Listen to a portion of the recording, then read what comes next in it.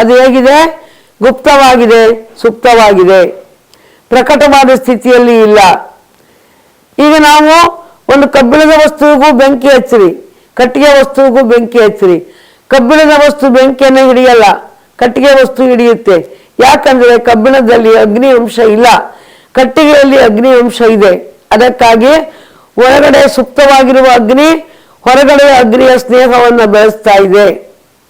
ಅದಕ್ಕಾಗಿ ಇಲ್ಲಿ ಮರದ ಮರೆಯ ತೇಜದಂತೆ, ಮರದ ಮರೆಯಲ್ಲಿ ಬೆಂಕಿ ಇರುವ ರೀತಿಯಲ್ಲಿ, ಹಾಲಿನಲ್ಲಿ ತುಪ್ಪವಿರುವ ರೀತಿಯಲ್ಲಿ ಆತ್ಮತತ್ವವು ಶರೀರದಲ್ಲಿ ಅಡಗಿಕೊಂಡಿದೆ.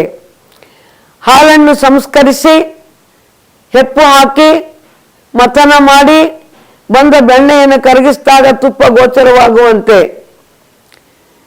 ಈ ಶರೀರದಲ್ಲಿ ಇರುವಂತಹ ಆತ್ಮವನ್ನು ಹೊರತೆಗಿಲಿಕ್ಕೂ ಕೂಡ ಸಾಧನೆಯಿಂದ ಪರಿಪಕ್ವಗೊಳಿಸಿ ಶರಣರ ಸಂಘದಲ್ಲಿ ಮಥನ ಮಾಡಿ ಅನುಭವದ ಚಿತಗ್ನಿಯಲ್ಲಿ ಕರಗಿಸಿ ಆತ್ಮ ಅನ್ನುವ ತುಪ್ಪವನ್ನು ಪಡೆದುಕೊಳ್ಳಬೇಕು. ಹೀಗೆ ಶರೀರದೊಳಗೆ ಆತ್ಮನ ನಾರಿಗೂ ಕಾಣದಂತಿರಿಸಿದೆ ಅಂತ ಹೇಳಿ ಪಿಂಡಸ್ಥಳದಲ್ಲಿ ಶರಣ ಬೆರಗಾಗ್ತಾ ಇದ್ದಾನೆ. ಧರ್ಮಗುರು ಬಸವಣ್ಣನವರು ಹೇಳ್ತಾರೆ, ಈ ಆತ್ಮ ದೇಹದಲ್ಲಿ ಹೇಗಿದೆ ಅಂದರೆ ಉರಕದೊಳಗೆ ಬೈಚಿಟ್ಟ ಬಯಕೆಯ ಕಿಚ್ಚಿನಂತೆ, ಸಸಿಯೊಳಗಣ ರಸದ ರುಚಿಯಂತೆ, ನನೆಯೊಳಗಣ ಪರಿಮಳದಂತೆ, ಲಿಂಗ ದೇವರ ನಿಲುವು ಕನ್ಯೆಯ ಸ್ನೇಹದಂತೆ ಇರ್ದಿತ್ತು. ನೀರಿನಲ್ಲಿ ಉದುಗಿಕೊಂಡಿರುವಂತಹ ಬೆಂಕಿಯಂತೆ. ಈಗ ಸಾಮಾನ್ಯ ಮೋಡದಿಂದ ಮಿಂಚು ಉತ್ಪತ್ತಿಯಾಗಲ್ಲ. ನೀರು ತುಂಬಿದ ಮೋಡ, ಮಳೆಗಾಲದಲ್ಲಿ ನೀರು ತುಂಬಿದ ಮೋಡ ಆಕಾಶದಲ್ಲಿ ಸಂಚಾರ ಮಾಡ್ತಾ ಇರುತ್ತಲ್ಲ, ಅವು ಒಂದಕ್ಕೊಂದು ಘರ್ಷಣೆ ಮಾಡಿದಾಗ ಮಿಂಚು ಉತ್ಪತ್ತಿ ಆಗುತ್ತೆ, ಸಿಡಿಲು ಉತ್ಪತ್ತಿ ಆಗುತ್ತೆ. ಇದು ಬೆಳಕು, ಇದು ಅಗ್ನಿ. ಈ ಅಗ್ನಿ ಹೇಗೆ ಅಡಗಿತ್ತು? ಉದಕದೊಳಗೆ ಬೈಚಿಟ್ಟ ಬಯಕೆಯ ಕಿಚ್ಚಿನಂತೆ ನೀರಿನಲ್ಲಿ ಹುದುಗಿಕೊಂಡಿತ್ತು. ಅದಕ್ಕೊಂದು ಬೈಚಿಟ್ಟ ಬಯಕೆ ಇದೆ. ಏನದು? ನಾನು ಪ್ರಕಟಗೊಳ್ಳಬೇಕು, ನಾನು ಪ್ರಕಟಗೊಳ್ಳಬೇಕು ಅನ್ನುವ ಬಯಕೆ ಇದೆ. ಹಾಗೆ ಆತ್ಮನಿಗೂ ಕೂಡ ನಾನು ಪ್ರಕಟಗೊಳ್ಳಬೇಕು, ಪ್ರಕಟಗೊಳ್ಳಬೇಕು ಅನ್ನುವಂಥ ಬಯಕೆ ತುಂಬಿ ತುಳುಕ್ತಾ ಇದೆ. ಅದಕ್ಕಾಗಿ ಇಲ್ಲಿ ಅದು ಬಯಕೆ ಕಿಚ್ಚಾಗಿ ಒಳಗೆ ಹುದುಗಿಕೊಂಡಿದೆ. ಸಸಿಯೊಳಗಣ ರಸದ ರುಚಿಯಂತೆ ಅಂದರೆ ಸಸಿಯಲ್ಲಿ ಮುಂದೆ ಗಿಡವನ್ನು, ಯಾವ ಗಿಡವನ್ನು ಅದು ಕೊಡುತ್ತೋ ಅದು ಸೂಕ್ಷ್ಮವಾದ ರೂಪದಲ್ಲಿ ಸಸಿಯಲ್ಲಿ ಅಡಗಿಕೊಂಡಿರುತ್ತೆ. ಅದೇ ರೀತಿಯಲ್ಲಿ ಈಗ ಆತ್ಮ ಸೂಕ್ಷ್ಮ ರೂಪದಲ್ಲಿದೆ. ಸಾಧಕನು ಸಾಧನೆಯನ್ನು ಮಾಡಿದಾಗ ತನ್ನ ವ್ಯಕ್ತ ರೂಪವನ್ನು ಅದು ತೋರಿಸ್ತಾ ಇದೆ. ನನೆಯೊಳಗಣ ಪರಿಮಳದಂತೆ, ಸಣ್ಣದಾದಂಥ ಮೊಗ್ಗಿನಲ್ಲಿ ಸುವಾಸನೆ ಇರುತ್ತೆ, ಆದರೆ ಅದು ಪ್ರಕಟಗೊಂಡಿರೋದಿಲ್ಲ ಇನ್ನೂ. ನಂತರ ಮೊಗ್ಗು ದಪ್ಪ ಆದಂಗೆ ಘಮ ಘಮ ಘಮ ವಾಸನೆ ಕೊಡೋಕೆ ಶುರುವಾಗುತ್ತೆ. ಈ ವಾಸನೆ ಹೊರಗಡೆಯಿಂದ ಬಂದು ಸೇರಿದ್ದೇನು? ಆಗಂತುಕವಾಗಿ ಬಂದು ಸೇರಿದ್ದೇ ಇಲ್ಲ, ಒಳಗಡೆಯಿಂದಲೇ ವಿಕಾಸವಾಗಿ ಬಂದಿರುವಂಥದ್ದು. ಅದೇ ರೀತಿ ಆತ್ಮಜ್ಞಾನಿಯಲ್ಲಿ ಪ್ರಕಟವಾಗುವಂಥ ರೀತಿಯಲ್ಲಿ ತುಂಬಿರುವಂಥ ಈ ಆತ್ಮದ ಬೆಳಕು ಹೊರಗಡೆಯಿಂದ ಬಂದು ಸೇರಿದ್ದೇನು? ಇಲ್ಲ, ಒಳಗಡೆಯಿಂದನೇ ವಿಕಾಸವಾದದ್ದು, ಸಾಧನೆಯಿಂದ ವಿಕಾಸವಾದದ್ದು. ಲಿಂಗದೇವರ ನಿಲುವು ಕನ್ಯೆಯ ಸ್ನೇಹದಂತಿದ್ದಿತ್ತು. ಹೇಗೆ ಒಂದು ಚಿಕ್ಕ ಬಾಲಕಿಯಲ್ಲಿ ನಾನು ಹೆಣ್ಣು ಅನ್ನುವಂಥ ಪ್ರಜ್ಞೆ ಇಲ್ಲದೆ ಆ ಕನ್ಯೆಯ ಸ್ನೇಹ ಭಾವ ಗುಪ್ತವಾಗಿ ಸುಪ್ತವಾಗಿ ಇರುತ್ತೋ, ಹಾಗೆ ಆತ್ಮವೂ ಕೂಡ ಶರೀರದಲ್ಲಿ ಗುಪ್ತವಾಗಿ ಸುಪ್ತವಾಗಿ ಇರ್ತಾ ಇದೆ. ಇದು ಈ ಒಂದು ಎಚ್ಚರ ಉಂಟಾದದ್ದಕ್ಕೆ ಏನಂತಾರೆ? ಪಿಂಡಸ್ಥಳ ಅಂತ ಕರೀತಾ ಇದ್ದಾರೆ. ಹೀಗೆ ನಾನು ಅಂದರೆ ಆತ್ಮ ಅಂತ ಯಾವಾಗ ಅರಿವು ಮೂಡುತ್ತೋ ಆಗ ಮುಂದಿನ ಪ್ರಶ್ನೆ ಹೇಳುತ್ತೆ, ಹಾಗಾದರೆ ಈ ದೇಹಾಂತರ್ಗತವಾದ ಆತ್ಮನಿಗೂ ಬ್ರಹ್ಮಾಂಡಾಂತರ್ಗತವಾದಂಥ ಪರಮಾತ್ಮನಿಗೂ ಇರುವ ಸಂಬಂಧವೇನು? ಇವೆರಡು ಒಂದಕ್ಕೊಂದು ಸಂಬಂಧಪಟ್ಟಿವೆಯೋ ಇಲ್ಲವೋ ಅನ್ನುವ ಎರಡನೇ ಪ್ರಶ್ನೆಯನ್ನು ಕೇಳ್ಕೊಳ್ತಾ ಇದ್ದಾನೆ ಸಾಧಕ. ಅದುವೇ ಪಿಂಡಜ್ಞಾನ ಸ್ಥಳ.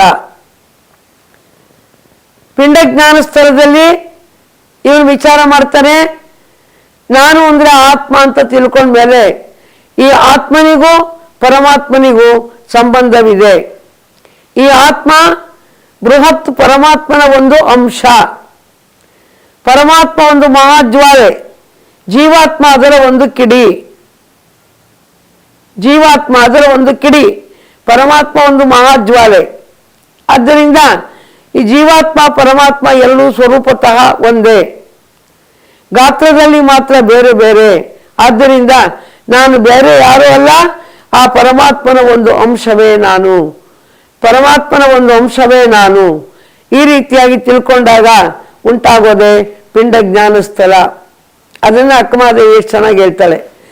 ಎನ್ನ ನಾನು ಅರಿಯದ ಮುನ್ನ ನೀನು ಅದೆಲ್ಲಿರ್ದೆಯ್ಯ, ಎನ್ನ ನಾನು ಅರಿಯದ ಮುನ್ನ ನೀನು ಅದೆಲ್ಲಿರ್ದೆಯ್ಯ, ಚಿನ್ನದೊಳಗನ ಬಣ್ಣದಂತೆ ಎನ್ನೊಳಗೇ ಇರ್ದೆ, ಚಿನ್ನದೊಳಗನ ಬಣ್ಣದಂತೆ ಎನ್ನೊಳಗೇ ಇರ್ದು ಮೈದೋರದ ಭೇದವ ನಿಮ್ಮಿಂದ ಕಂಡೆ ಕಾಣ ಚನ್ನಮಲ್ಲಿಕಾರ್ಜುನ. ನೋಡಿ ಎಷ್ಟು ಕಾಲ ಹುಡುಕಿದ್ದಾಯ್ತಲ್ಲ. ಇದು ಒಂದು ಕಸ್ತೂರಿ ಮೃಗದ ಉದಾಹರಣೆ ಬರ್ತದ್ವಿ.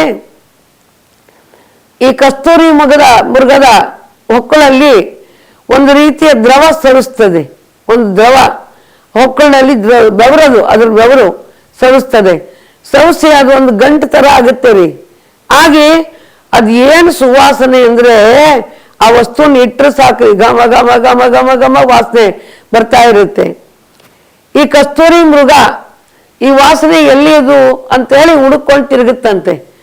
ಎಲ್ಲ ಓಡಿ ಓಡಿ ಓಡಿ ಓಡಿ ಹುಡುಕಿ ಹುಡುಕಿ ಹುಡುಕಿ ಹುಡುಕಿ ಬಳ್ದಿ ಕಡೆಗಿನ ಓಡಕ್ಕಾಗಲ್ಲ ಅಂತ ಬಂದು ಒಂದು ಕಡೆ ಸುಸ್ತಾಗಿ ಕೂತ್ಕೊಳ್ಳುತ್ತಂತೆ. ಸುಸ್ತಾಗಿ ಕೂತ್ಕೊಂಡು ಮುಖನ ಹಿಂಗೆ ತಿರುಕೊಂಡಾಗ ಅದು ಹೊಕ್ಕಳನ ಹತ್ರನೇ ಹೋಗುತ್ತೆ ಮೂಗು. ಆವಾಗ ಅದಕ್ಕೆ ಗೊತ್ತಾಗುತ್ತೆ, ಅಯ್ಯೋ ನಾವು ಹೊರಗಡೆ ಹುಡುಕಿದ್ನಲ್ಲ, ಇನ್ನು ನನ್ನೊಳಗೆ ಇದೆ, ನನ್ನ ಹೊಕ್ಕಳನಲ್ಲೇ ಇದೆ ಅನ್ನೋದು ಆವಾಗ ಅದಕ್ಕೆ ಅರಿವಿಗೆ ಬರುತ್ತಂತೆ. ಅದೇ ರೀತಿ ಸಾಧಕನು ಕೂಡ ದೇವನನ್ನು ಅನ್ವೇಷಣೆ ಮಾಡಿ ಮಾಡಿ ಮಾಡಿ ಮಾಡಿ ಕಡೆಗೆ ನನ್ನೊಳಗೆ ಇದ್ದೀಯಲ್ಲ ನೀನು, ನನ್ನೊಳಗೆ ಇದ್ದು ಕೂಡ ನೀನು ಮೈದೋರದ ಭೇದವ ನಿಮ್ಮಿಂದ ಕಂಡೆ ಕಾಣ ಚನ್ನಮಲ್ಲಿಕಾರ್ಜುನ. ಇದಕ್ಕೆ ಪಿಂಡ ಜ್ಞಾನ ಸ್ಥಳ ಅಂತ ಹೇಳಿ ಕರಿತಾ ಇದ್ದಾರೆ. ಯಾವಾಗ ತಾನು ಪರಮಾತ್ಮನ ಒಂದು ಅಂಶ, ಪರಮಾತ್ಮನು ತನ್ನೊಳಗೆ ಇದ್ದಾನೆ ಅನ್ನುವ ತಿಳುವಳಿಕೆ ಬರುತ್ತೋ ಆಗ ಅವನಿಗೆ ಈ ಜಗತ್ತಿನ ಸುಖಗಳು ಯಾವುವು ಬೇಕಾಗಲ್ಲ. ಆಗ ಬರುವಂತಹದ್ದೇನೆ ಸಂಸಾರ ವ್ಯವಸ್ಥಳ. ಆ ಸಂದರ್ಭದಲ್ಲಿ ಅವನ ಒಂದು ಯಾತ್ರೆ ಪ್ರಾರಂಭವಾಗ್ತಾ ಇದೆ, ಹುಡುಕಾಟ. ಅಡವಿಯೊಳಗೆ ಹೊಲಬುಗೆಟ್ಟ ಪಶುವಿನಂತೆ ಅಂಬ ಅಂಬ ಎಂದು ಕರೆಯುತ್ತಲಿದ್ದೇನಯ್ಯ, ಅಂಬ ಅಂಬ ಎಂದು ಹೊರಳುತ್ತಲಿದ್ದೇನಯ್ಯ, ಲಿಂಗದೇವಯ್ಯ ನೀ ಬಾಳು ಬಾಳೆಂಬನ್ನಕ್ಕ. ಅಡವಿಯೊಳಗೆ ಹೊಲಬುಗೆಟ್ಟ ಪಶುವಿನಂತೆ, ದಾರಿ ತಪ್ಪಿಸಿಕೊಂಡಂತ ಒಂದು ಮುಗ್ಧ ಪಶು ಅಡವಿಯಲ್ಲಿ ಆಕ್ರಂದನವನ್ನು ಮಾಡ್ತಾ ಚೀರ್ಕೊಳ್ಳುತ್ತಲ್ಲ, ಆ ರೀತಿಯಲ್ಲಿ ನಾನು ಕೂಡ ದೇವರೇ ನಿನ್ನನ್ನು ಕರಿತಾ ಇದ್ದೀನಿ, ನೀನು ನನಗೆ ಎಲ್ಲಿ ತನಕ ಆಶ್ವಾಸನೆ ಕೊಡೋದಿಲ್ವೋ ಅಲ್ಲಿ ತನಕ ನಾನು ಕರಿತೀನಿ, ಸಂಕಟದಿಂದ ಹೊರಳ್ತೀನಿ ಅಂತ ಹೇಳಿ ಕೇಳ್ಕೊಳ್ತಾ ಇದ್ದಾರೆ. ಇಂಥವು ಎಲ್ಲ ನಮ್ಮ ಶರಣರ ಒಂದು ವಚನಗಳಲ್ಲಿ ನೂರಾರು ವಚನಗಳು ಕಾಣಬರ್ತಾ ಇದ್ದಾವೆ. ನೀನೇಕೆ ಕಲ್ಲು ಮರದಂತೆ ಜಡನಾದೆ, ನಮ್ಮ ಕರೆಗೆ ನೀನು ಯಾತಕ್ಕೆ ಹೋಗೊಡ್ತಾ ಇಲ್ಲ, ಸಮುದ್ರದೊಳಗನ ಸಿಂಪಿನಂತೆ ಬಾಯಿ ಬಿಡುತ್ತಿದ್ದೇನಯ್ಯ, ಎನ್ನನಾರು ಒಳಕೊಂಬವರಿಲ್ಲ ನೋಡಯ್ಯ. ಈ ರೀತಿಯಾಗಿ ಒಂದು ಹಂಬಲವನ್ನ ವ್ಯಕ್ತಪಡಿಸೋದನ್ನು ನಾವು ನೋಡ್ತೀವಿ. ಇದಕ್ಕೆ ಡಾರ್ಕ್ ನೈಟ್ ಆಫ್ ದ ಸೋಲ್ ಅಂತ ಕರೀತಾ ಇದ್ದಾರೆ. ಸಾಧಕರ ಜೀವನದ ಕಾಳರಾತ್ರಿ ಅನುಭವ ಶಾಸ್ತ್ರದಲ್ಲಿ ಇದಕ್ಕೆ ಬಹಳ ದೊಡ್ಡ ಸ್ಥಾನ ಇದೆ. ಏಕೆಂದ್ರೆ ಸೂರ್ಯೋದಯವಾಗಲಿಕ್ಕೂ ಪೂರ್ವದಲ್ಲಿ ಸ್ವಲ್ಪ ಕಾಲ ಕತ್ತಲೆ ಗಾಢವಾಗ್ತದಂತೆ. ಹಾಗೆ ಈ ಸಾಧಕನ ಆಕ್ರಂದನ ಮುಗಿಲು ಮುಟ್ಟಿದಾಗ ನಂತರ ಅಲ್ಲಿ ಅನುಗ್ರಹದ ಒಂಬೆಳಕು ಮೂಡ್ತಾ ಇದೆ. ಅದಕ್ಕಾಗಿ ಸಾಧಕ ಅತ್ಯಂತ ಉತ್ಕಟವಾದ ವೇದನೆಯಿಂದ ದೇವರ ಅನುಗ್ರಹಕ್ಕಾಗಿ ಪ್ರಾರ್ಥಿಸ್ತಾ ಇರ್ತಾನೆ. ಹಾಗೆ ಪ್ರಾರ್ಥಿಸುವಾಗ ಶೂಲದ ಮೇಲನ ವಿಭೋಗವೇನಾದೊಡೇನೋ, ಹಾವು ಹಾವಾಡಿಗನ ಸ್ನೇಹದಂತೆ ತನ್ನಾತ್ಮ ತನಗೆ ಅಗೆಯಾದ ಬಳಿಕ ಭಿನ್ನಾಣ ಉಂಟೆ ಲಿಂಗದೇವ. ಇಲ್ಲಿ ಅವರು ಹೇಳ್ತಾ ಇದ್ದಾರೆ, ಶೂಲದ ಮೇಲಿನ ವಿಭೋಗವೇನಾದೊಡೇನು. ಒಬ್ಬ ವ್ಯಕ್ತಿಗೆ ಮರಣದಂಡನೆ ವಿಧಿಸಲ್ಪಟ್ಟಿದೆ, ಅವನನ್ನು ಶೂಲಕ್ಕೆ ಹಾಕಬೇಕು ಅಂತ ನಿರ್ಧಾರ ಆಗೋಗಿದೆ. ಹಾಗೆ ಕಡೆಯಲ್ಲಿ ಕೇಳ್ತಾರಂತೆ, ಮರಣದಂಡನೆ ಕೊಡುವಾಗಲಾಗ್ಲಿ ಶೂಲಕ್ಕೇರಿಸುವಾಗ ಏನಂತ, ನಿಂದೇನಾದ್ರೂ ಆಸೆ ಇದೆಯಾ, ಕಡೆಯ ಆಸೆ ಇದೆಯಾ ಅಂತ ಕೇಳ್ತಾರಂತೆ. ಆಗ ಕಡೆಯ ಆಸೆಯಲ್ಲಿ ಸಾಯೋದೇ ಸ್ವಲ್ಪ ಹೊತ್ತಿನಲ್ಲಿ ರೆಡಿ ಅಂತಂದಾಗ ನನಗೆ ಹೋಳಿಗೆ ತುಪ್ಪ ಕೊಡ್ರಿ ಅಂತ ಕೇಳಕ್ಕಾಗುತ್ತಾ? ಆ ರೀತಿ ಶೂಲದ ಮೇಲಿನ ವಿಭೋಗವೇನಾದೊಡೇನೋ, ಶೂಲಕ್ಕೆ ಏರಿಸಬೇಕಾಗಿದೆ. ಆ ಸಮಯದಲ್ಲಿ ಏನು ವೈಭೋಗ ಕೊಟ್ಟರೆ ಏನಾಗಬೇಕಾಗಿದೆ?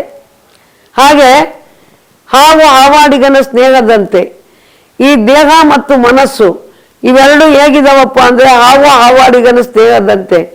ಹಾವು ಯಾವ ಸಮಯಕ್ಕೆ ಕಚ್ಚುತ್ತಾ ಹೇಳಕ್ಕಾಗಲ್ಲ. ಅದೇ ರೀತಿ ಮನಸ್ಸು ಅನ್ನುವಂಥ ಹಾವು ಯಾವ ಸಮಯದಲ್ಲಿ ಪತನಗೊಳಿಸುತ್ತಾ ಹೇಳಲಿಕ್ಕಾಗಲ್ಲ. ತನ್ನಾತ್ಮ ತನಗೆ ಹಾಗೆಯಾದ ಬಳಿಕ ಭಿನ್ನಾಣ ಉಂಟೆ ಲಿಂಗದೇವ. ತನ್ನಾತ್ಮವೇ ತನಗೆ ಹಾಗೆಯಾಗಿದೆ. ಈ ರೀತಿ ಪರಿಪರಿಯಾಗಿ ಸಾಧಕ ಹಂಬಲಿಸ್ತಾ ಇದ್ದಾನೆ. ಅಯ್ಯ, ಸಂಸಾರ ಸಾಗರದ ತೆರೆ ಕೊಬ್ಬಿ ಮುಖದ ಮೇಲೆ ಅಲೆ ಹೊತ್ತಿದೆ ನೋಡ. ಸಂಸಾರ ಸಾಗರ ಉರದುದ್ದವೇ ಹೇಳ, ಸಂಸಾರ ಸಾಗರ ಶಿರದುದ್ದವೇ ಹೇಳ, ಸಂಸಾರ ಸಾಗರ ಶಿರದುದ್ದವಾದ ಬಳಿಕ ಏನು ಹೇಳುವೆನಯ್ಯ. ಈ ರೀತಿಯಾಗಿ ಅವನು ಹಂಬಲಿಸ್ತಾ ಇರ್ತಾನೆ.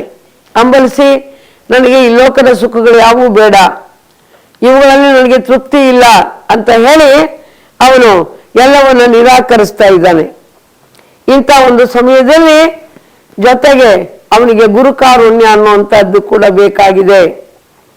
ಒಂದು ಜಿಂಕೆ ಹುಲಿಯ ಬಾಯಿಂದ ತಪ್ಪಿಸ್ಕೊಂಡಿದೆ. ಓಡಿ ಓಡಿ ಓಡಿ ಓಡಿ ಬಂದು ಹುಲಿಯ ಬಾಯಿಂದ ತಪ್ಪಿಸ್ಕೊಂಡಿದೆ ನಿಜ. ಹುಲಿ ಬಾಯಿಂದ ಏನೋ ಪಾರಾಯಿತು. ಆದರೆ ಈಗ ಆ ಜಿಂಕೆಗೆ ನೀರು ಬೇಕಾಗಿದೆ, ಕುಡಿಲಿಕ್ಕೆ ನೀರು. ನೀರು ಸಿಕ್ಕದೇ ಇದ್ರೂ ಕೂಡ ಸಾಯುತ್ತೆ. ಹುಲಿ ಬಾಯಿ ಸಿಗಬೇಕಾಗಿತ್ತು, ಅಲ್ಲಿಂದ ತಪ್ಪಿಸ್ಕೊಂಡೇನೋ ಬಂತು. ಆದರೆ ಇವಾಗ ನೀರು ಸಿಗದೇ ಇದ್ರೂ ಕೂಡ ಜಿಂಕೆ ಸತ್ತು ಹೋಗ್ತದೆ. ಅದೇ ರೀತಿಯಲ್ಲಿ ಪಂಚೇಂದ್ರಿಯಗಳು, ಪಂಚ ಜ್ಞಾನೇಂದ್ರಿಯ, ಪಂಚ ಕರ್ಮೇಂದ್ರಿಯ ಇವುಗಳಿಂದ ಈ ಸಾಧಕ ತಪ್ಪಿಸ್ಕೊಂಡಿದ್ದಾನೆ ನಿಜ. ಒಂದು ಕ್ವಚನದಲ್ಲಿ ಹೇಳ್ತಾ ಇಲ್ಲ, ಒಂದು ಮೊಲಕ್ಕೆ ನಾಯನ 9 ಬಿಟ್ಟಂತೆ, ಎನ್ನ ಬಿಡು ತನ್ನ ಬಿಡು ಎಂಬುದು ಕಾಯವಿಕಾರ, ಎನ್ನ ಬಿಡು ತನ್ನ ಬಿಡು ಎಂಬುದು ಮನೋವಿಕಾರ, ಕರಣೇಂದ್ರಿಯಗಳೆಂಬ ಸೊಣಗ ಮುಟ್ಟದ ಮುನ್ನ ಮನ ನಿಮ್ಮನೈದುಗೆ ಲಿಂಗದೇವ. ನೋಡಿ, ಒಂದು ಪುಟ್ಟ ಮೊಲ, ಮುಗ್ಧ ಮೊಲ, ನಿರಾಯುಧವಾದದ್ದು, ಅದರ ಹತ್ರ ಯಾವ ಶಸ್ತ್ರಗಳು ಇಲ್ಲ, ಕೊಂಬು ಇಲ್ಲ, ಏನೂ ಇಲ್ಲ. ಇಂಥ ಒಂದು ಮೊಲಕ್ಕೆ 9 ನಾಯಿಗಳನ್ನು ಬಿಟ್ಟಿದ್ದಾರೆ, ಬೇಟೆ ನಾಯಿಗಳು. ಲೆಕ್ಕ ಹಾಕೊಳ್ರಿ, ಚಿತ್ರವನ್ನು ಕಲ್ಪಿಸ್ಕೊಳ್ರಿ. 9 ನಾಯಿಗಳು ಏನ್ರಿ, 5 ಜ್ಞಾನೇಂದ್ರಿಯ ಅನ್ನುವ ನಾಯಿಗಳು, 4 ಅಂತಃಕರಣ ಚತುಷ್ಟಯ ಅನ್ನುವ ನಾಯಿಗಳು. ಜೀವಾತ್ಮ ಅನ್ನೋದು ಮೊಲ ಅಂದಾಗ ಅದರ ಪರಿಸ್ಥಿತಿ ಹೇಗಾಗಬೇಕು? ಅದಕ್ಕಾಗಿ ಎನ್ನ ಬಿಡು ತನ್ನ ಬಿಡು ಎಂಬುದು ಕಾಯವಿಕಾರ, ಎನ್ನ ಬಿಡು ತನ್ನ ಬಿಡೆಂಬುದು ಮನೋವಿಕಾರ. ಕಾಯವಿಕಾರ ನಾನು ಮುಂದೆ ಹೋಗ್ತೀನಿ, ನಾನು ಮುಂದೆ ನುಗ್ಗಿ ಜೀವಾತ್ಮನನ್ನ ಪತನ ಮಾಡ್ತೀನಿ ಎನ್ನುತ್ತೆ. ಮನೋವಿಕಾರ ನಾನು ಮುಂದೆ ಹೋಗ್ತೀನಿ, ನಾನು ಹೋಗಿ ಜೀವಾತ್ಮನನ್ನ ಪತನ ಮಾಡುತ್ತೆ ಅಂತಂದ್ರೆ. ಅದರಿಂದ ಕರಣೇಂದ್ರಿಯಗಳೆಂಬ ಸೊಣಗ ಮುಟ್ಟದ ಮುನ್ನ. ಆದ್ದರಿಂದ ಈ ಪಂಚ ಜ್ಞಾನೇಂದ್ರಿಯಗಳು, ಅಂತಃಕರಣ ಚತುಷ್ಟಯ ಇವು ಮುಟ್ಟಿ ಈ ಜೀವಾತ್ಮವನ್ನ ಕಳಂಕಿತಗೊಳಿಸಲಿಕ್ಕೂ ಪೂರ್ವದಲ್ಲಿ, ಹರಿದು ತಿನ್ನುವ ಪೂರ್ವದಲ್ಲಿಯೇ ದೇವರೇ ನೀನು ಅನುಗ್ರಹಿಸು ಅಂತ ಕೇಳ್ಕೊಳ್ತಾ ಇದ್ದಾರೆ. ಆದ್ದರಿಂದ ಈ ರೀತಿಯಾಗಿ ಹಂಬಲಿಸುತ್ತಾ ಇರುವಾಗಲೇ ಪರಮಾತ್ಮನ ಪ್ರತಿನಿಧಿಯಾಗಿ ಗುರುವು ಆಗಮಿಸ್ತಾನೆ. ಸಾಧಕನ ಉತ್ಕಟತೆ ಎಷ್ಟಿದೆಯೋ ಅದಕ್ಕೆ ತಕ್ಕಂತೆ ಗುರುವಿನ ಅನುಗ್ರಹ, ಗುರುವಿನ ಆಶೀರ್ವಾದ ಪ್ರಾಪ್ತಿಯಾಗ್ತದೆ. ಅದು ಸಹಜವಾಗಿತ್ತು, ಯಾವ ಉದ್ವೇಗ ಇರಲಿಲ್ಲ ಅಂದ್ರೆ ಅದೇನು ಪ್ರಯೋಜನ ಆಗಲ್ಲ. ಅತ್ಯಂತ ಉದ್ವೇಗದಿಂದ, ಒಂದು ಮನಸ್ಸಿನ ಆ ಆತುರತೆಯಿಂದ ಪರಮಾತ್ಮನಿಗಾಗಿ ಹಂಬಲಿಸಿದಾಗ ಪರಮಾತ್ಮನ ಪ್ರತಿನಿಧಿಯಾಗಿ ಗುರು ಬರ್ತಾನೆ. ಗುರು ಬಂದು ಅನುಗ್ರಹವನ್ನು ನೀಡ್ತಾ ಇದ್ದಾನೆ. ಆಗ ಏನ್ ಮಾಡ್ತಾ ಇದ್ದಾನೆ ಗುರು?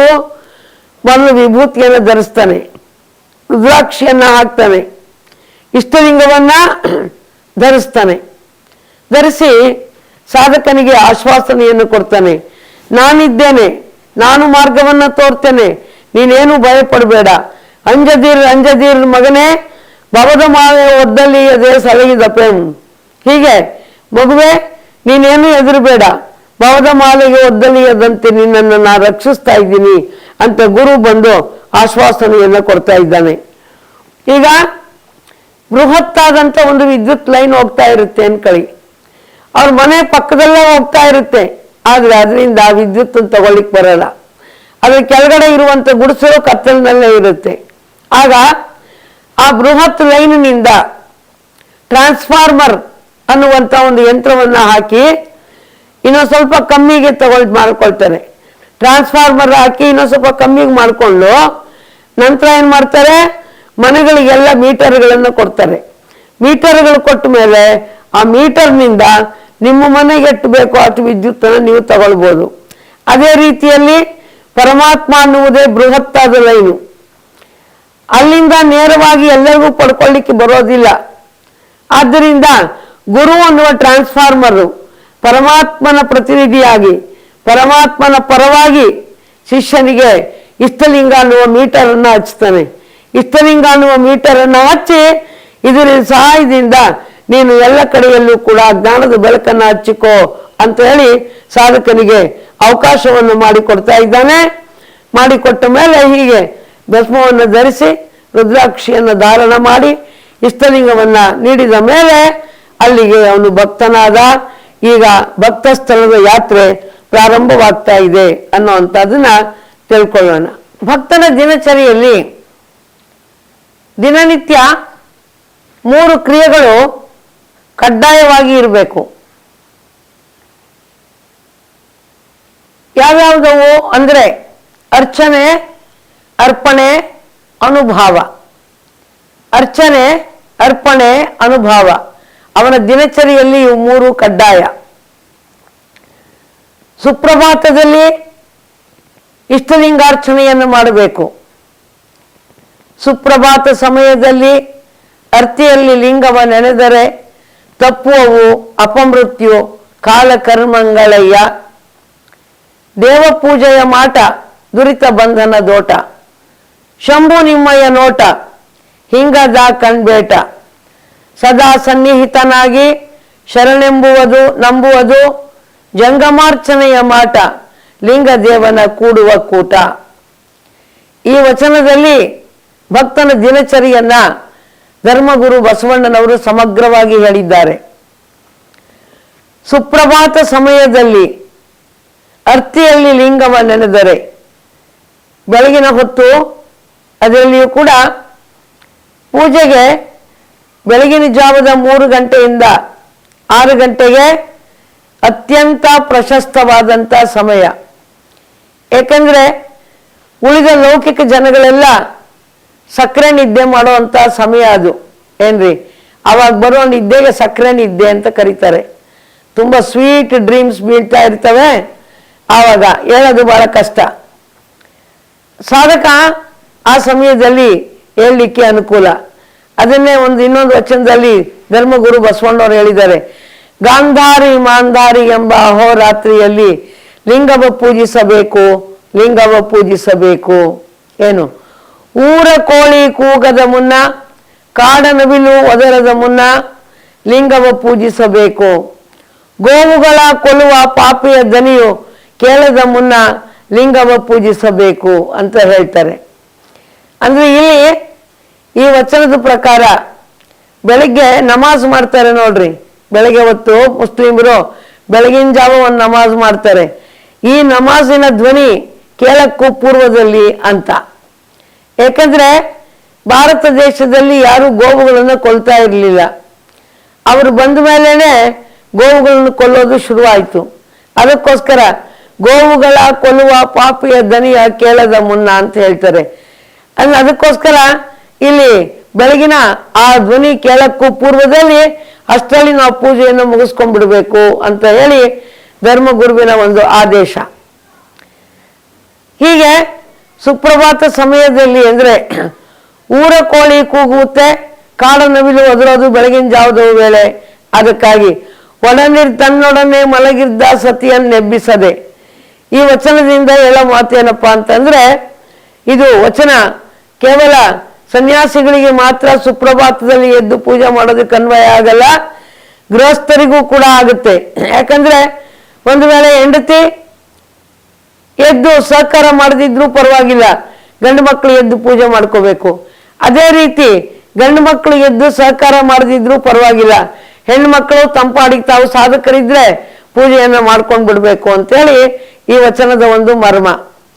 ಸುಪ್ರಭಾತ ಸಮಯದಲ್ಲಿ ಪ್ರೀತಿಯಿಂದ ಅರ್ತಿಯಿಂದ ಲಿಂಗವ ನೆನೆದರೆ ತಪ್ಪುವು ಅಪಮೃತ್ಯು ಕಾಲ ಕರ್ಮಗಳಯ್ಯ.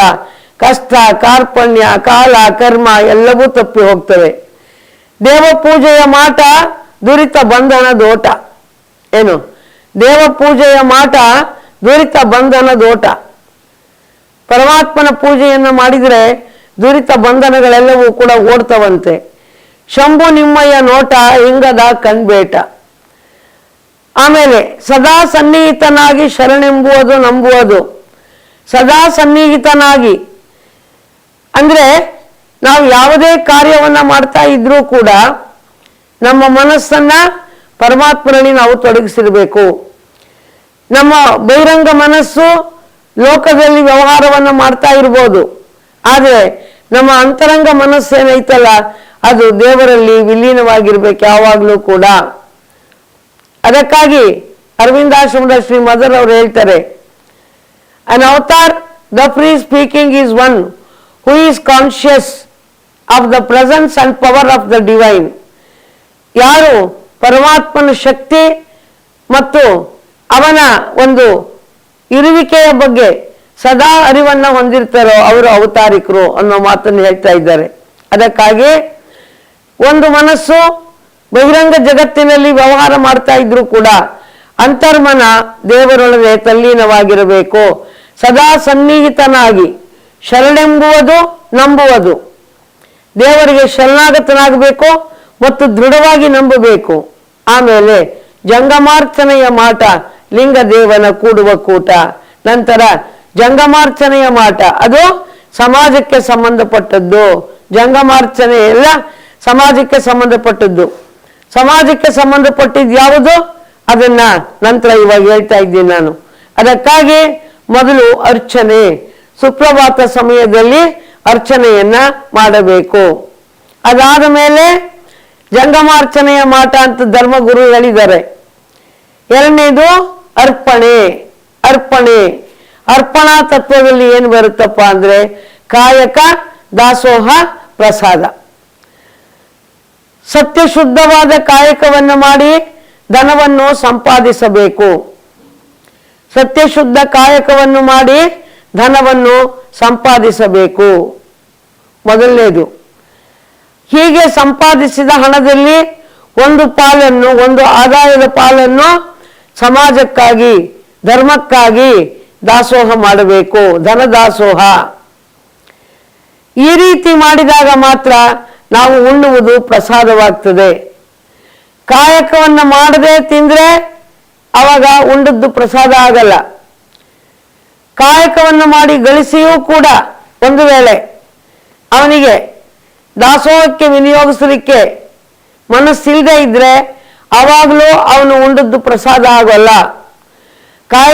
ಕಾಯಕದಿಂದ ಗಳಿಸಿ ದಾಸೋಹದಿಂದ ಸಲ್ಲಿಸಿ ಯಾವಾಗ ಅವನು ಉಂಟನೋ ಅದು ಪ್ರಸಾದವಾಗ್ತದೆ. ಇದೆಲ್ಲ ಜಂಗಮಾರ್ಚನೆಯ ಮಾಟ ಏನ್ರಿ. ಅದಕ್ಕಾಗಿ ಬೆಳಗಿನ ಒಂದು 9 ಗಂಟೆಯಿಂದ ಸಂಜೆ 6 ಗಂಟೆ ತನಕ ಇದೆಲ್ಲವೂ ಕೂಡ ಅರ್ಪಣಾ ತತ್ವ, ಅರ್ಪಣಾ.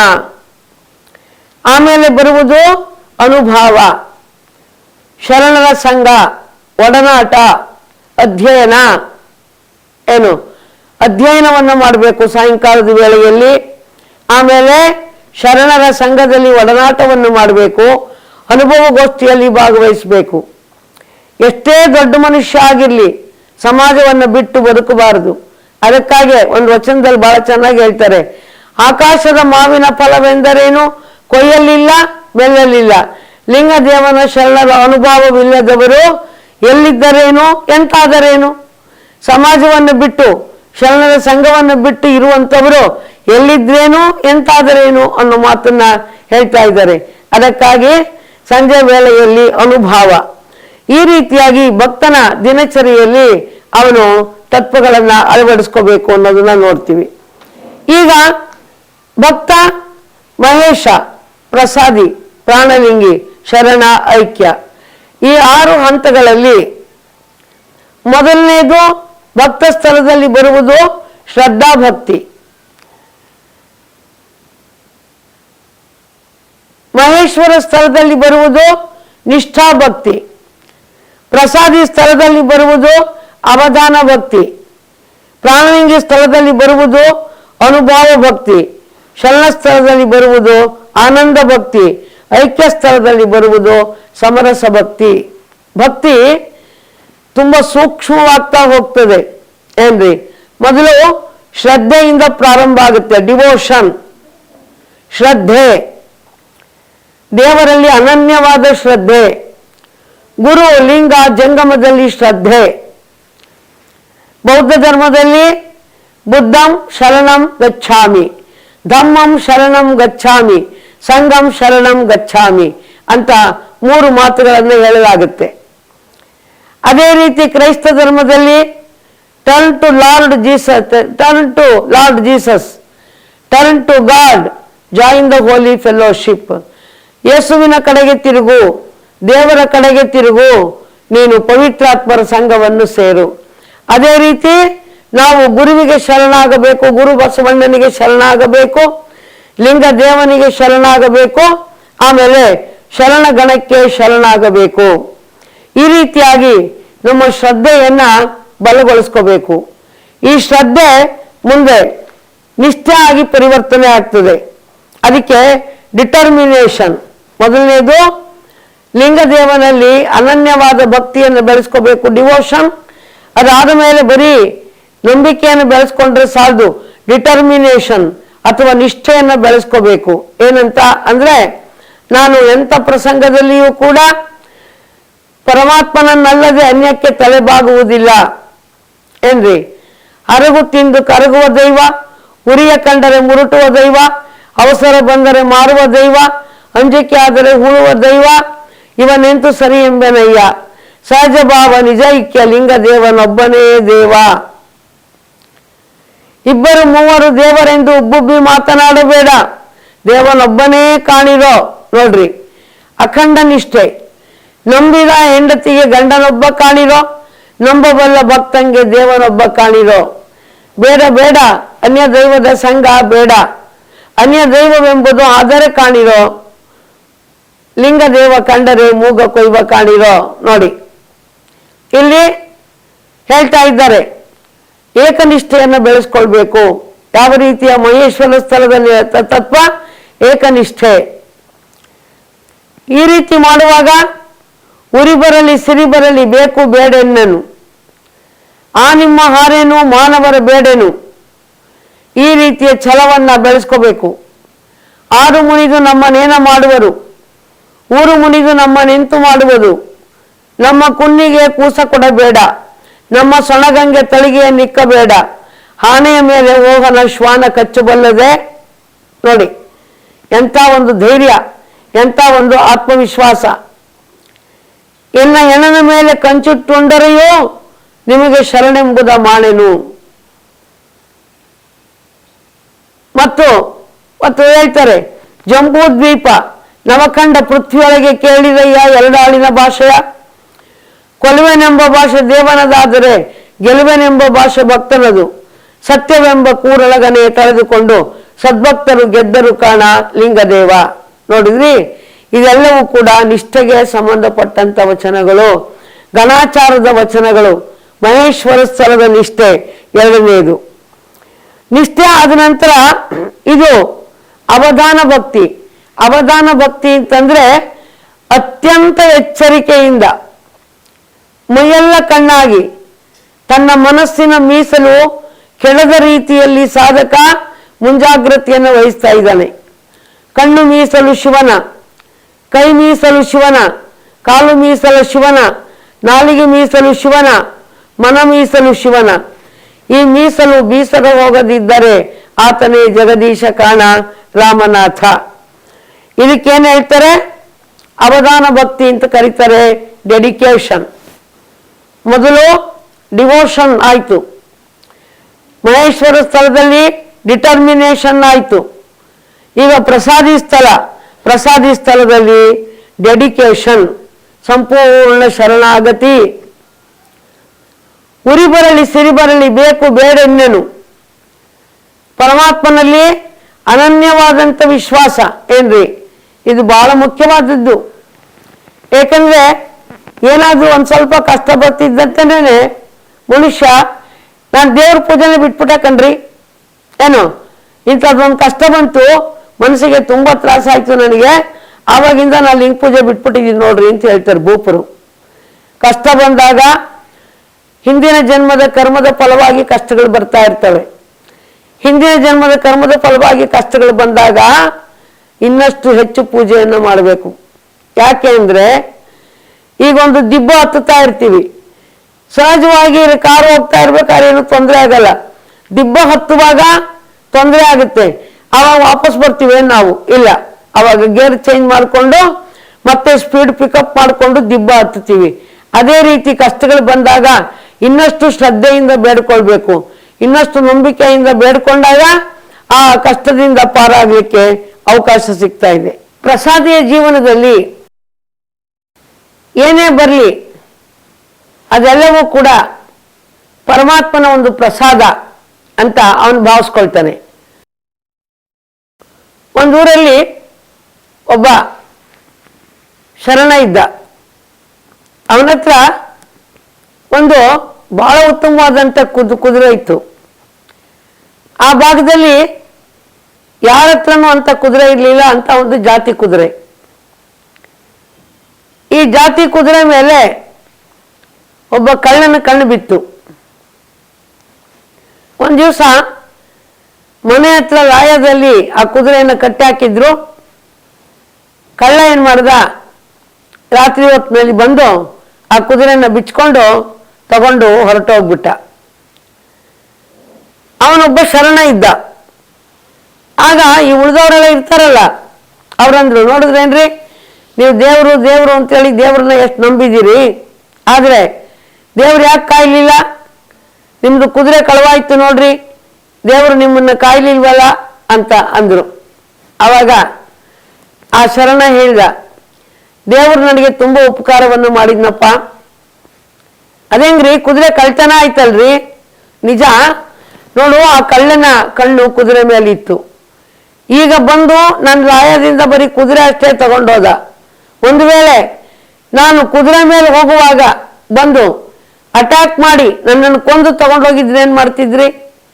ಈಗ ಕುದುರೆ ಅಷ್ಟೇ ಹೋಯ್ತು, ನನ್ನ ಪ್ರಾಣ ಉಳಿತು, ಅದಕ್ಕೆ ದೇವರು ಬಹಳ ದೊಡ್ಡವನು ಅಂತ ಹೇಳ್ದ. ಅಂದ್ರೆ ಎಂಥ ಪ್ರಸಂಗದಲ್ಲಿಯೂ ಕೂಡ ಒಳ್ಳಿತನ, ದೇವರು ಮಾಡುವ ಒಳ್ಳಿತನ ಗುರುತಿಸುವವನು ನಿಜವಾದ ವಿವೇಕಿ. ಹಾಗಲ್ಲದೆ ಏನೆಲ್ಲವನ್ನ ಕೊಟ್ಟರೂ ಕೂಡ ಇನ್ನೂ ನಾನು ದೇವರು ಅದು ಕೊಟ್ಟಿಲ್ಲ ಇದು ಕೊಟ್ಟಿಲ್ಲ ಅಂತಂದು ಅವನಿದಾನಲ್ಲ, ಅವನು ವಿವೇಕಿ ಅಲ್ಲ. ಆದ್ದರಿಂದ ಪ್ರಸಾದಿ ಸ್ಥಳದಲ್ಲಿ ಕಷ್ಟ ಬರಲಿ ಸುಖ ಬರಲಿ ಯಾವುದು ಬಂದರೂ ಕೂಡ ಪರಮಾತ್ಮ ನನ್ನನ್ನು ಅನುಗ್ರಹಿಸ್ತಾ ಇದ್ದಾನೆ ಅಂಥೇಳಿ ಪ್ರಸಾದಿ ನಂಬುತ್ತಾ ಇದ್ದಾನೆ. ಆದ್ದರಿಂದ ಒಂದು ಪರ್ಸನಾಲಿಟಿ ಡೆವಲಪ್ಮೆಂಟ್ ಅಂತೀವಲ್ಲ ನಾವು, ಏನ್ರಿ ವ್ಯಕ್ತಿತ್ವ ನಿರ್ಮಾಣ, ಈ ಶಟಸ್ಥಳದ ಮೂಲಕ ವ್ಯಕ್ತಿತ್ವ ನಿರ್ಮಾಣ ನಿಜವಾಗ್ಲೂ ಕೂಡ ಬಹಳ ಅದ್ಭುತವಾಗಿ ಆಗುತ್ತೆ ಅಂತ ನಾವು ಹೇಳಿದ್ರೆ ತಪ್ಪೇನಲ್ಲ. ಸಮಾಧಾನ ಚಿತ್ತತೆ, ಇಕ್ವಾನಿಮಿಟಿ ಆಫ್ ಮೈಂಡ್, ಎಂಥ ಪ್ರಸಂಗದಲ್ಲಿಯೂ ಉದ್ವಿಗ್ನವಾಗದೇ ಇರುವ ಚಿತ್ತ ಸಮತೆಯನ್ನ ಪ್ರಸಾದಿ ಸ್ಥಳದಲ್ಲಿ ಶರಣ ಪಡೆದುಕೊಳ್ತಾ ಇದ್ದಾನೆ. ಜೀವನವನ್ನ ಶಾಂತವಾಗಿ ಎದುರಿಸುವಂತ ಕಲೆಯನ್ನ ಒಬ್ಬ ಶರಣ ಕಲಿತಾ ಇದ್ದಾನೆ. ಇನ್ನು 4ನೇದು ಪ್ರಾಣಲಿಂಗಿ ಸ್ಥಳ. ಪ್ರಾಣಲಿಂಗಿ ಸ್ಥಳದಲ್ಲಿ ಬರುವುದು ಅನುಭವ ಭಕ್ತಿ. ಇಲ್ಲಿ ಅವನು ಒಂದು ಡಿಸಿಪ್ಲಿನ್ ಅನ್ನು ಶುರು ಮಾಡ್ತಾನೆ. ಇಲ್ಲಿ ತನಕ ಅವನು ಕ್ರಿಯಾಶೀಲನಾಗಿ ಆಚಾರವನ್ನ ಅಳವಡಿಸ್ಕೊಂಡಿದ್ದ. ಈಗ ಅವನು ಒಂದು ಯೋಗಾಭ್ಯಾಸವನ್ನ ಪ್ರಾರಂಭ ಮಾಡ್ತಾ ಇದ್ದಾನೆ. ತ್ರಾಟಕ ಯೋಗವನ್ನು ಮಾಡ್ತಾನೆ. ಮುಖ್ಯವಾಗಿ ಶರಣರು ತ್ರಾಟಕ ಯೋಗಕ್ಕೆ ಹೆಚ್ಚಿನ ಸ್ಥಾನವನ್ನು ಕೊಡ್ತಾ ಇದ್ದಾರೆ. ಯೋಗವನ್ನು ಮಾಡಿ ಡಿಸಿಪ್ಲಿನ್ ತನ್ನ ಬದುಕನ್ನು ನೇರಗೊಳಿಸ್ಕೊಳ್ತಾ ಇದ್ದಾನೆ. 5ನೇ ಸ್ಥಳ ಶರಣ ಸ್ಥಳ. ಪ್ರಾಣಿಂಗಿ ಸ್ಥಳದಲ್ಲಿ ಯೋಗ ಸಾಧನೆಯನ್ನು ಹೆಚ್ಚಾಗಿ ಮಾಡಿದರೆ, ಇನ್ನು 5ನೇದಾದ ಶರಣ ಸ್ಥಳದಲ್ಲಿ ಭಾವ ನಿರ್ಭರತೆಯಿಂದ